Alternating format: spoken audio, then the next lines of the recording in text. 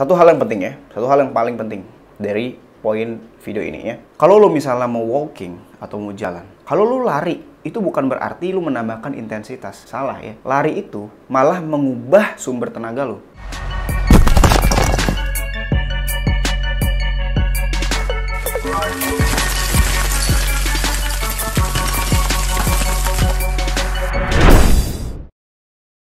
Halo semuanya, balik lagi di PWFit. Jadi di video kali ini kita akan ngebahas lanjutan dari video kemarin ya. Kemarin kan kita udah ngebahas gimana caranya kita ngedapetin six pack atau ngedapetin body fat percentage yang rendah gitu ya. Kadar lemak di badan kita yang rendah 12-10% gitu ya. Terus sampai kelihatan six pack-nya gitu, sampai kelihatan lumayan jelas gitu kan ya.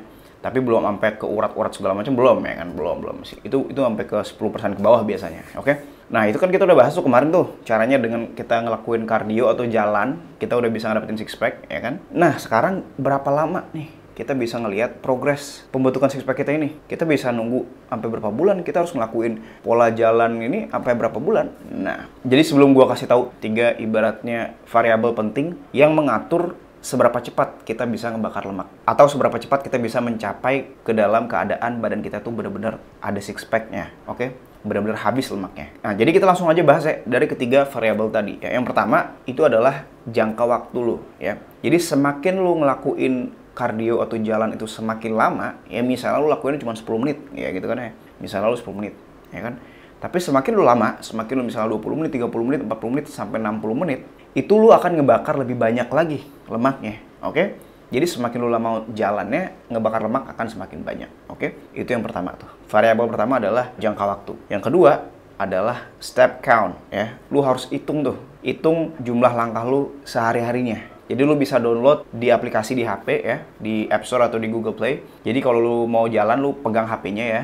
Kalau mau curang gitu lu nggak bisa lu taruh di mobil terus hidupin aplikasinya, lu nggak bakal kehitung tuh stepsnya, kecuali lu lagi jalan gitu ya.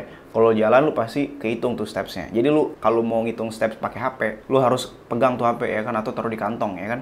Atau lu bisa beli jam ya, jam yang nggak usah mahal-mahal ya, terserah kalau lu mau beli yang mahal mau yang murah. Yang penting tujuannya adalah untuk mengukur steps kita, mengukur jumlah langkah kita pada saat hari itu, oke? Itu yang kedua ya. Semakin banyak steps kita akan semakin membakar lemak lebih banyak. Gitu. Itu variabel kedua. Yang ketiga adalah intensity atau intensitas. Semakin medannya tuh semakin susah gitu ya. Misalnya lu kalau lu jalan di jalan di jalan tol Pak ya.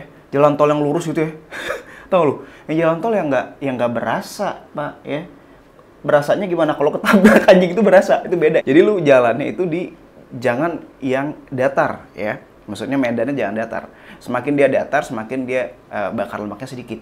Tapi semakin dia kayak gunung ya, misalnya kalau lu misalnya mendaki gitu ya, karena itu kan naik kan ya, itu kan naik kan. Nah kalau naik itu bakarnya bisa sampai 2 kali lipat ngebakar lemaknya. Yang biasanya 200 kalori bisa sampai 400 kalori padahal dengan waktu yang sama, dengan jumlah steps yang sama. Tapi karena medannya dia kayak gunung ya, maksudnya kayak mendaki gitu ya kan, naikan ya kan, itu akan ngebakar lemak 2 kali lipat.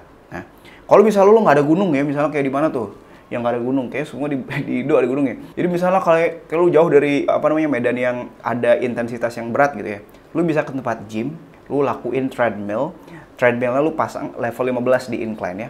Kalau misalnya lo masih awal-awal, mungkin lo 7 ya kan. Tapi kalau lo mau lebih cepat lagi, speednya tuh 4 atau 3,5, itu incline-nya 15, oke? Itu akan nge-boost atau mempercepat pembakaran lemak lo ya. Jadi itu 3 variabel penting ya. Yang pertama tadi adalah itu jangka waktu, yang kedua itu step count ya, jumlah langkah kita, yang ketiga adalah intensitas kita. Jadi itu 3 variabelnya, oke?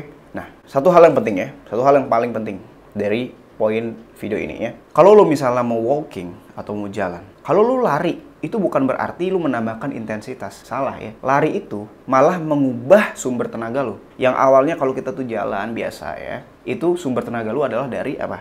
Dari lemak. Dari karbo dulu ya, habis karbohidrat di badan kita, glycogen storage kita udah habis ya, simpanan glukosa di badan kita udah habis karena kita jalan. Nanti habis itu kita akan memakai lemak di badan kita. Lemak yang disimpan di badan kita sebagai energi, oke? Tapi kalau lu misalnya lari, itu lu pakai glycogen ya, pakai karbo. Habis itu lu nggak pakai lemak, lu pakai protein. Jadi gimana protein? Nanti ada namanya gluconeogenesis ya. Protein itu diubah untuk menjadi karbohidrat sebagai energi. Kenapa? Karena lari itu sebenarnya itu ngabisin banyak tenaga. Dalam artian gini, bebannya tuh banyak. Kita ngelawan gravitasi, kita ngelawan beban kita, mindahin badan kita ke tempat yang lain dengan intensitas yang sangat-sangat tinggi. Itu bukan low intensity steady state cardio ya. Jadi olahraga yang LISS namanya itu akan membakar lemak lebih banyak. Tapi kalau olahraga yang HIIT atau high interval training ya, high intensity interval training, itu akan make glukosa atau memakai karbo dan pakai protein untuk dikonvert jadi glukos sebagai energi. Kalaupun pakai lemak itu nggak banyak. Lu pasti juga abis lari juga lu pasti berhenti ya kan. Nah di situ pakai lemak tuh. Karena lu maksa badan lu buat lari itu bakal pakai semua energi ya, mau dari energi dari karbohidrat, mau dari lemak, mau dari protein itu semua dipakai. Nah itu poin pentingnya. Ya, jadi lu harus lakuin yang namanya jalan aja, nggak usah lari, oke? Gitu. Nah, sekarang kalau misalnya contoh kasus ya, kalau gue pribadi yang dari 13% ini ke 10% atau 11% ini, itu jangka waktunya 1-2 bulan. Gue juga rencana bulan depan pengen turunin sampai ke 10%, jadi biar abs gue bener-bener sampai bawah tuh ada urat-uratnya. Jadi gue pengen tahu aja seberapa lama gue bisa ngebentuk abs supaya kayak gitu. Mungkin aja bisa ya, mungkin gue akan tambahkan jangka waktu gue, terus gue juga tambahkan cardio, maksudnya tambahkan intensitas ya kan, terus gue juga tambahkan steps gue. Tapi ingat, nanti ada namanya diet breaks ya. Diet breaks itu adalah ini, ketika lu udah stuck ya kan, stuck kenapa? Nggak turun-turun berat lu, karena lu udah lakuin 3 hal tadi ya kan, tapi lu stuck. Nanti lu harus lakuin yang namanya diet breaks atau ngembaliin hormon lu yang udah rusak. Bukan rusak ya, yang udah rendah banget karena lu paksa ya. Lu paksa kalori defisit. Kalau kita di posisi kalori defisit yang lama, kalori defisit itu apa? Jadi ibaratnya kita tuh membakar energi lebih banyak dibandingkan dengan kita mengkonsumsinya. Jadi kalau misalnya kita makan 2000 kalori nih per hari ya, 3 kali makan terus 2000 kalori ya kan.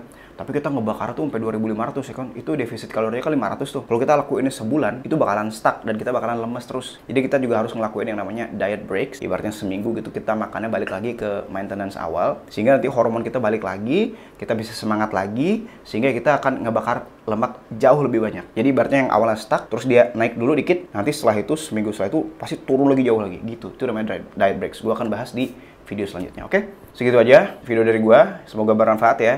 Jangan lupa kalau misalnya lu gendut, misalnya lu body fat 30%, yang penting lu lakuin aja dulu ya. Yang penting lu lakuin dulu. Gue estimasi mungkin dari 6 sampai setahun, lu lakuin jalan itu, lu ubah pola hidup lu, nanti lu bakalan ngedapetin tuh yang namanya six pack, oke? Lu harus lakuin sekarang ya. Oke, mulai dari sekarang aja ya, jalan-jalan jangan malas, oke? Segitu aja. Semoga bermanfaat. See you in the next video. Bye-bye.